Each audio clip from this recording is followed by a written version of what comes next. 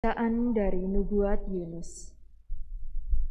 Datanglah sabda Tuhan kepada Yunus bin Amitai demikian.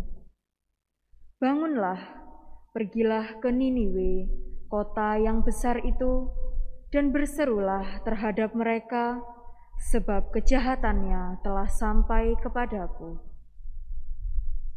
Tetapi Yunus bersiap untuk melarikan diri ke Tarsis, jauh dari hadapan Tuhan. Ia pergi ke Yafo, dan di sana mendapat sebuah kapal yang akan berangkat ke Tarsis. Ia membayar biaya perjalanannya, lalu naik kapal itu untuk berlayar bersama-sama dengan mereka ke Tarsis, jauh dari hadapan Tuhan.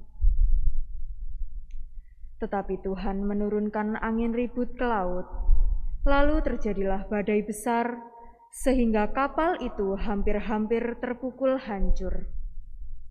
Awak kapal menjadi takut, masing-masing berteriak kepada Allahnya, dan mereka membuang segala muatan ke dalam laut untuk meringankan kapal. Tetapi Yunus telah turun ke dalam ruang kapal yang paling bawah dan berbaring di situ, lalu tertidur dengan nyenyak. Lalu datanglah nahkoda mendapatkannya sambil berkata, "Bagaimana mungkin engkau tidur begitu nyenyak? Bangunlah, berserulah kepada Allahmu, barangkali Allahmu itu akan mengindahkan kita, sehingga kita tidak binasa." Lalu berkatalah mereka satu sama lain, "Marilah kita buang undi, supaya kita tahu karena siapa kita ditimpa malapetaka ini." Mereka lalu membuang undi, dan Yunuslah yang kena. Maka berkatalah mereka kepadanya, "Beritahu kami, karena siapa kita ditimpa malapetaka ini? Apa pekerjaanmu dan dari mana engkau datang? Manakah negerimu dan dari bangsa manakah engkau?" Sahut Yunus kepada mereka, "Aku ini seorang Ibrani. Aku takwa pada Tuhan, Allah yang menguasai langit, yang telah menjadikan laut dan daratan." Orang-orang itu menjadi sangat takut, lalu berkata kepadanya, "Apa yang telah kau perbuat?" Sebab orang-orang itu tahu bahwa ia telah melarikan diri jauh dari hadapan Tuhan. Hal itu telah diberitahukannya kepada mereka, dan bertanyalah mereka, "Akan kami apakan dikau, supaya laut menjadi reda dan tidak menyerang kami lagi?" Sebab laut semakin bergelora. Sahut Yunus kepada mereka, "Angkatlah aku dan campakkanlah aku ke dalam laut, maka laut akan menjadi reda dan tidak menyerang kalian lagi. Sebab aku tahu, karena akulah badai besar ini menyerang kalian."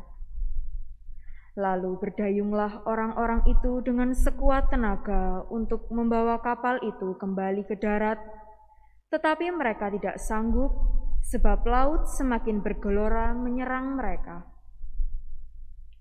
Lalu berserulah mereka kepada Tuhan, katanya, "Ya Tuhan, janganlah kiranya Engkau biarkan kami binasa karena nyawa orang ini, dan janganlah Engkau tangguhkan kepada kami darah orang yang tidak bersalah, sebab Engkau Tuhan telah berbuat seperti yang Kau kehendaki." Kemudian mereka mengangkat Yunus dan mencampakkannya ke dalam laut. Maka laut berhenti mengamuk. Orang-orang itu menjadi sangat takut kepada Tuhan, lalu mempersembahkan kurban sembelihan kepada Tuhan serta mengikrarkan nazar. Maka atas penentuan Tuhan, datanglah seekor ikan besar yang menelan Yunus. Dan Yunus tinggal di dalam perut ikan itu 3 hari 3 malam lamanya. Lalu bersabdalah Tuhan kepada ikan itu, Dan ikan itu pun memuntahkan Yunus ke darat. Demikianlah sabda Tuhan. Syukur kepada Allah. Mazmur tanggapan dengan refren, Engkau mengangkat nyawaku dari dalam liang kubur. Engkau mengangkat nyawaku dari dalam liang kubur. Dalam kesusahanku aku berseru kepada Tuhan dan Ia menjawab aku. Dari tengah-tengah alam maut aku berteriak dan Kau dengarkan suaraku. Engkau mengangkat nyawaku dari dalam liang kubur. Engkau telah melemparkan daku ke tempat yang dalam, ke pusat lautan. Lalu aku terangkum oleh arus air. Segala gelora dan gelombangmu melingkupi aku. Engkau mengangkat nyawaku dari dalam liang kubur. Haleluya, haleluya, haleluya. Haleluya, haleluya, haleluya. Perintah baru kuberikan kepadamu, sabda Tuhan, yaitu supaya kamu saling mengasihi. Haleluya, haleluya, haleluya. Tuhan bersamamu Dan bersama rohmu. Inilah Injil Yesus Kristus menurut Santo Lukas. Dimuliakanlah Tuhan. Pada suatu ketika, seorang ahli kitab berdiri hendak mencoba Yesus. Guru, apakah yang harus kulakukan untuk memperoleh hidup yang kekal? Jawab Yesus kepadanya, apa yang tertulis dalam hukum Taurat? Apa yang kau baca di sana? Jawab orang itu, kasihanlah Tuhan Allahmu dengan segenap hati, dengan segenap jiwamu, dan dengan segenap kekuatanmu, dan dengan segenap akal budimu. Dan kasihlah sama manusia seperti dirimu sendiri. Kata Yesus kepadanya, benar jawabmu itu, perbuatlah demikian, maka engkau akan hidup. Tetapi untuk membenarkan dirinya orang itu berkata lagi, dan siapakah sesamaku manusia?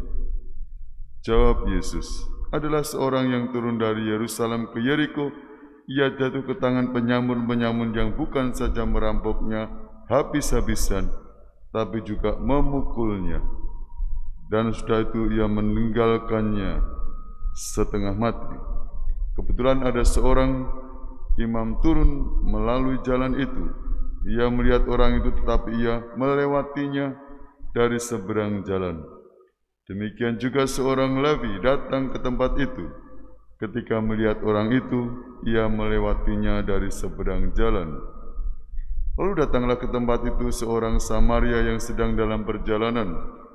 Ketika ia melihat orang itu, tergeraklah hatinya oleh belas kasihan. Ia pergi kepadanya lalu membalut luka-lukanya, sesudah menyiraminya dengan minyak dan anggur. Kemudian ia naikkan orang itu ke atas keledai tunggangannya sendiri, lalu membawanya ke tempat penginapan dan merawatnya. Keesokan harinya ia menyerahkan 2 dinar kepada pemilik penginapan itu. Katanya, rawatlah dia, dan jika kau belanjakan lebih dari ini, aku akan menggantikannya waktu aku kembali. Menurut pendapatmu, siapakah di antara ketiga orang ini adalah sesama manusia? Dari orang yang jatuh ke tangan penyamun itu. Jawab orang itu, orang yang telah menunjukkan belas kasih kepadanya. Yesus berkata kepadanya, pergilah dan lakukanlah demikian. Demikianlah sabda Tuhan. Terpujilah Kristus. Pada peringatan Santo Fransiskus Assisi disajikan 2 kisah Yang pertama dari Perjanjian Lama, kisah Yunus yang masuk ke ikan, ya, menjadi lambang bagaimana pribadi Kristus yang bangkit itu selama 3 hari masuk dalam kubur.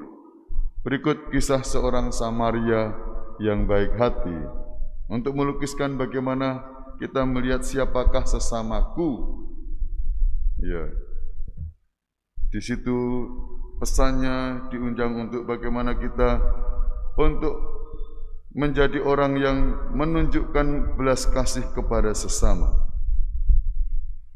Bapak Ibu dan saudara-saudariku seiman dalam Kristus, Santo Fransiskus dalam hidupnya digerakkan hatinya oleh perhatian kepada orang miskin, orang yang berkekurangan. Hari ini saya dikirimi beberapa video, Anda mungkin juga mendapat kiriman itu ya. Bagaimana kisah hidupnya didramakan sedemikian.